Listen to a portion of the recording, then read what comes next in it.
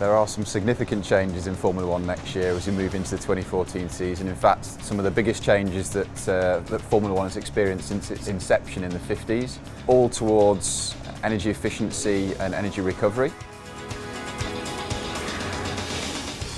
Next year we'll have a very big change in the regulation from a 2.4 litre naturally aspirated engine V8 to a 1.6 litre turbocharged engine with a much bigger cars, around 160 horsepower, that will be able to push the car for up to 30 seconds if you have energy in your battery. Today a car system gives an advantage of 3 to 4 times per lap. Will be close to the 3 seconds per lap next season, so it's really 10 times more powerful. There will be 2 electrical motors instead of 1, fitted and mechanically linked to the turbine of the engine.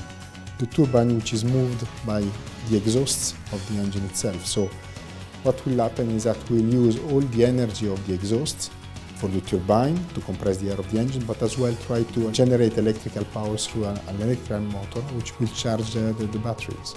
This is a completely different way of handling the engine, because you have to recover energy if you want to be faster. There's a couple of areas where Shell can contribute to performance for the air system. Firstly is we supply the cooling fluid for the battery, and it's vital that parts of the system are cooled sufficiently, and we only have to put in a small amount of cooling fluid because every additional milliliter of fluid that we put onto the car is weight. Shell is our partner since many years, and we are collaborating very well with them, and the fuel is becoming really very important for the performance of the engine.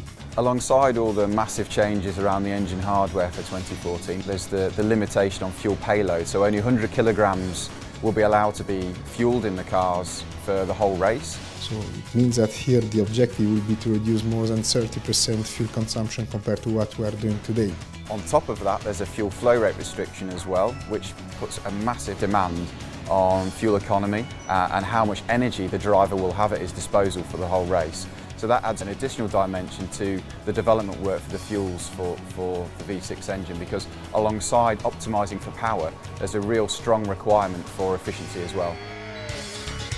The lubricant can help improve the power and efficiency of the engine by reducing the losses inside it. Wherever the lubricant is protecting and keeping surfaces apart, the more you reduce that friction, the more power is left from the fuel to get out to the wheels and to make you go faster.